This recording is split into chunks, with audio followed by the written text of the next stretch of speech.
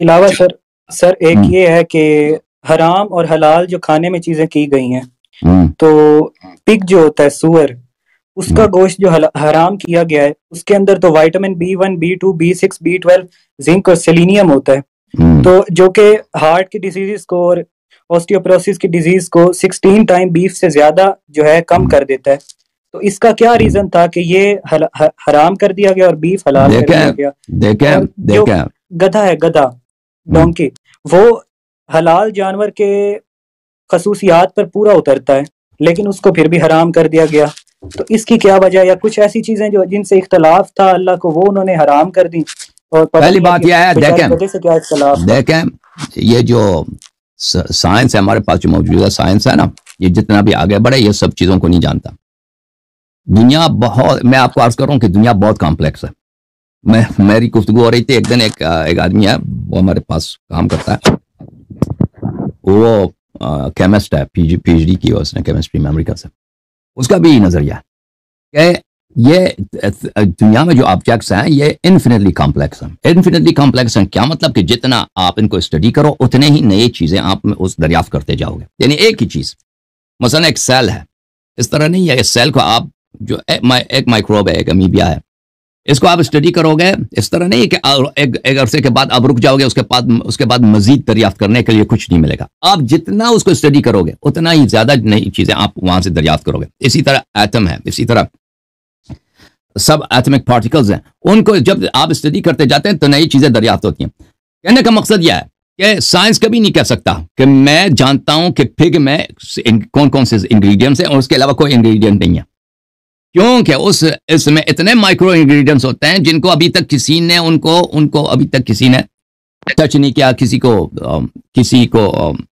نے ان کو ڈسکور نہیں کیا. یہ ہو سکتا ہے، یہ کوئی اس کو نگیٹ نہیں کر سکتا، ٹھیک ہے نا. سائنس صرف یہ کہتا ہے کہ جہاں تک میں نے ڈسکوری کی یہ چیزیں ہیں. اب وہ جہاں تک آپ کی ڈسکوری نہیں پہنچی ہے، سائنس نہیں کہہ سکتا کہ اس سے آگے کیا ہے. سائنس کہتا ہے اس سے آگے میں اندھا ہوں، مجھے نہیں معلوم، ٹھیک ہے نا. یہ پہلی بات ہے. دوسری بات ہے کہ ہیومن بینگ جو ہے نا، ہم صرف باڈی نہیں ہیں، ہماری ایک روحانیت بھی ہے، وہ اصل ہے ہماری، ٹھیک ہے نا. اور ہماری ایک آخرت بھی ہے، ایک انفینٹ لائف ہے، ایک غیر محدود زندگی ہے اس دنیا کے بعد. ہم دنیا میں جو اعمال بجا لاتے ہیں اس کا کیا اثر ہوگا ہماری اسپرچوالٹی پر، ہماری معنویت پر، ہماری روحانیت پر، اور اس کا کیا اثر ہوگا ہماری آخرت انفینٹ لائف پر. سائنس کو کیا معلوم؟ سائنس تو ان باتوں، بایولوجی کو کیا معلوم؟ کیمیکل بایولوجی کو کیا معلوم؟ بایو کیمسٹری کو اس مسئلے میں وہ کچھ نہیں جانتا، ٹھیک ہے نا. اللہ تعالیٰ کن چیزوں سے راضی ہے، اللہ تعالیٰ کن چیزوں پہ ہمیں اجر دے گا، اللہ تعالیٰ کیا وہ چیزیں چاہتے ہیں کہ ہم انجام نہ دیں، یہ سائنس کو کیا معلوم، ٹھیک ہے. ایک دفعہ جب ہم مان لیتے ہیں کہ زمین و آسمان کا ایک خالق ہے، وہ حکیم ہے، وہ وہی خالق ہے جس نے مٹی سے، خاک سے، دانے سے وہ درخت نکالتا ہے، جنگل نکالتا ہے. اللہ سبحان اللہ، کہ اگر اس درخت کے ایک پتے میں سارے سائنٹسٹ اپنی ساری زندگی لگا دیں، اس کی حکمت کو نہیں سمجھیں گے. اس کی حکمت کو، اس کا پاور کتنا ہے، اس کا علم کتنا زیادہ ہے، اس کی حکمت کتنی زیادہ ہے، اور اس کا رحمت کتنا زیادہ ہے. وہ تو کوئی اس کو سوچ ہی نہیں سکتا، اس کا کوئی حد ہی نہیں، کوئی بیان ہی نہیں کر سکتا، کوئی اس کا اسٹیمیٹ بھی نہیں کر سکتا. تو اس رب نے جب کہا ہے کہ تم یہ کام نہ کرو، میرا علم محدود، میرے آنکھیں اندھے، اور اس کا علم لا محدود، جب اس نے بیان کیا ہے تو میرا کام کیا ہے؟ میرا کام اگر مجھے سمجھ بھی نہ آئے نا، سمجھ نہ بھی آئے کہ اس کام میں کیا حکمت ہے، تو میرا کام ہے طاعت کرنا. اس کا مطلب یہ نہیں ہے، دیکھیں ابھی آپ جاتے ہیں نا، اب میں مثال دوں آپ کو. ایک بچہ ہے 3 سال کا، 4 سال کا، اس کے والد صاحب ہیں، اس کے والدین ہیں، ماں ہے. وہ بچہ کیا چاہتا ہے؟ وہ بچہ چاہتا ہے کہ وہ اس کو جو چاقو ہے، کچن میں جو چاقو پڑی ہے وہ دیا جائے، اس کو نائف دیا جائے.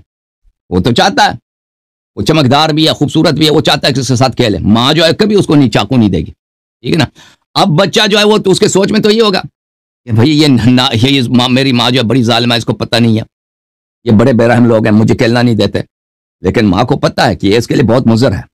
تو اس لیے اللہ تعالیٰ، کیونکہ ہماری علم محدود ہے اور نہایت ہی محدود ہے، ہم جتنا سمجھ لیں نا، وما اوتیتم من العلم الا قلیل، دنیائی علم ہماری بہت ہی قلیل ہے. ہم دنیا کے ایک کونے میں، یہ دنیا کتنا وسیع ہے، اس میں ایک اندھے جانور کی طرح پڑے ہیں.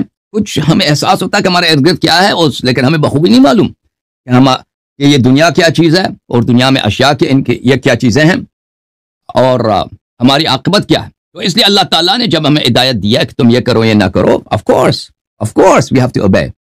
عقل یہی کہتی ہے اور انسان کی فطرت بھی یہی کہتا ہے. اوکے پھر عقل تو یہ بھی کہتی ہے سر کہ اگر ایک چیز بتائی جا رہی ہے کہ اگر میں آپ کو کہوں کہ آپ یہ کام نہ کریں تو آپ میرے سے وجہ مانگیں کہ میں کیوں نہ کروں. اگر ایک جھوٹ بولا جاتا ہے نا تو اس کے اندر ایک لوپ ہولز رہ جاتے ہیں.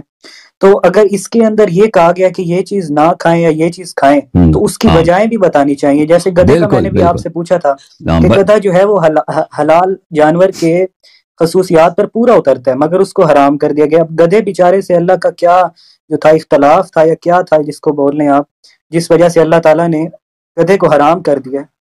جی اب آپ وجہ دیکھیں اکثر چیزیں ان کی وجوہات بہت واضح ہیں. جو شخص پگ کو دیکھتا ہے نا, آپ جا کے پگ کو دیکھ لیں, نستجیر باللہ, ایسا غلیظ جانور, ایسا بدصورت جانور, ایسا بدبودار جانور جو اپنی ہی یعنی دنیا میں دو جانور ہیں جو اپنی اس کو کھاتے ہیں, اپنی ایکسکریشن کو کھاتے ہیں, اپنے ہی مدفوع کو کھاتے ہیں. ایک پگ ہے, ایک ڈاگ ہے, ایک سور ہے اور ایک کتا ہے. بالخصوص سور اتنا نجس جانور ہے, توبہ توبہ توبہ. تو یہ تو واضح ہے کہ وہ ایک نجس چیز ہے اور پھر اس سے جو بیماریاں پیدا ہوتی ہیں وہ تو ڈاکٹر وغیرہ خود ہی کہتے ہیں, وہ تو اس میں کوئی نزاع ہی نہیں ہے اور یہ آپ کی صحت کے لیے بہت ہی مضر ہے. وہ تو آج کے دور میں کسی بھی ڈاکٹر کے پاس جائیں سب سے پہلے جو منع کرتا ہے کہتا ہے آپ وہ پورک وغیرہ نہ کریں. اچھا یہ تو بہت واضح ہے. جہاں تک گدھے کا تعلق ہے تو شیعہ مذہب میں گدھا حرام نہیں ہے. شیعہ مذہب میں گدھا مکروہ ہے. گدھے کا گوشت مکروہ ہے, حرام نہیں ہے شیعہ مذہب میں. تو آپ کا سوال ہی بیچا. جی اوکے جی سر, یہ آپ نے وہ سنا ہوگا واقعہ, ایک سیکنڈ میں آپ کو وہ صورت کا بتا دیتا ہوں, 1 منٹ بس. لیکن آپ کے سوالات ہی غلط ہیں نا, آپ کے سوالات ہی غلط ہیں. دیکھیں آپ کے سوالات غلط ہیں, آپ کے فروعات میں بات کرتے ہیں. اصل پہ پہلے انسان بات کرتا ہے نا کہ اللہ تعالیٰ ہے یا نہیں. اللہ تعالیٰ اگر ہے, اس نے نبی صلی اللہ علیہ وسلم کو بھیجا یا نہیں بھیجا. اگر اس نے نبی صلی اللہ علیہ وسلم کو بھیجا ہے اللہ کی جانب سے ہے تو پھر تو معاملہ ہی ختم ہے. تو پھر تو اوبیڈینس کے سوا کوئی سبمیشن کے سوا اوبیڈینس کے سوا کوئی چارہ ہی نہیں رہتا. ٹھیک ہے نا, آپ اس کو چھوڑ کے وہ سر اگر میں بات کرتا تو وہ لمبی ہو جاتی, اس وجہ سے میں نے آپ سے کچھ وہ آپ کے پاس کوئی دلیل بھی نہیں ہے نا کہ آپ ایتھیسٹ بن گئے ہیں کہ اللہ کا وجود نہیں ہے, کیونکہ آپ کے پاس کوئی دلیل بھی نہیں ہے. دلیل تو آپ کے پاس بھی نہیں ہے ہونے کی. میرے پاس اللہ کو دلیل ہے. میرے پاس دنیا کے جتنے ذرات ہیں ان سے زیادہ دلیل ہے. دنیا میں کتنے ایٹمز ہیں ان سے زیادہ میرے پاس ہوتی ہے سر ہیومن گائیڈنس, ایک ہوتی ہے ڈیوائن گائیڈنس. جو ڈیوائن گائیڈنس ہوتی ہے اس کے اندر ہمیں ہر چیز پتہ ہونی چاہیے, اس کے اندر ہم ایک غلطی بھی جو ہے وہ برداشت نہیں کر سکتے کیونکہ وہ ڈیوائن گائیڈنس ہے.